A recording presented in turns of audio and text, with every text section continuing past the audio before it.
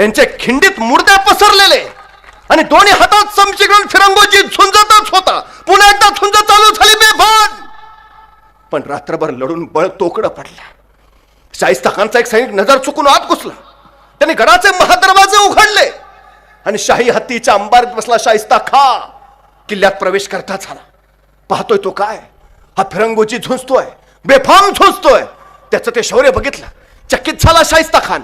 चित्रसेन नावाचा त्याचा सरदार होता. त्याला सांगितलं जा जा जा, थांबव थांबव त्याला. चित्रसेन पुढे गेला. रोको रोको, जंग रोको, हुजूर कह रहे जंग रोको. आणि फिरंगोजीची सरसरती समशेर थांबली. तोपर्यंत शाही हत्तीच्या अंबारीत बसलेला शाहिस्ता खा फिरंगोजीच्या पुढ्यात आला.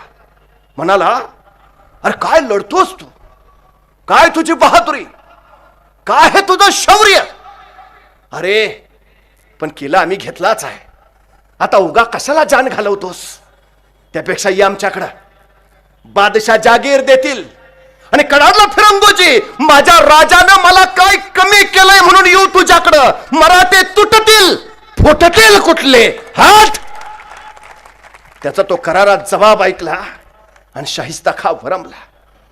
पण म्हणाला, जा बिंधोक जा, मी कदर करतो तुझ्या शौर्याची. जा, माझा कुठलाही सरदार सैनिक तुला अडवणार नाही. जा बिंधोक जा. आणि जाताना तुला इथून जे जे हवं आहे ते ते घेऊन जा. जा. आणि माझा फिरंगोजी वळाला. भरल्या डोळ्यानं जड अंतकरणानं निघाला. मेल्या सैनिकांची प्रेत त्याने आपल्या खांद्यावर टाकली.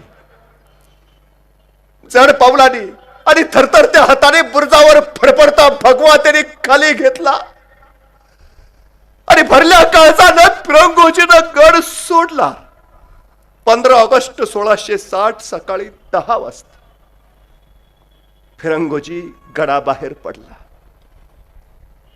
मग शाहिस्ता खानानं चाकणचा किल्ला नीट निहाळायला निरखायला सुरुवात केली. आणि सगळा किल्ला बघितल्यावर शाहिस्ता खान म्हणाला, मराठे ह्या किल्ल्यासाठी लढत होते,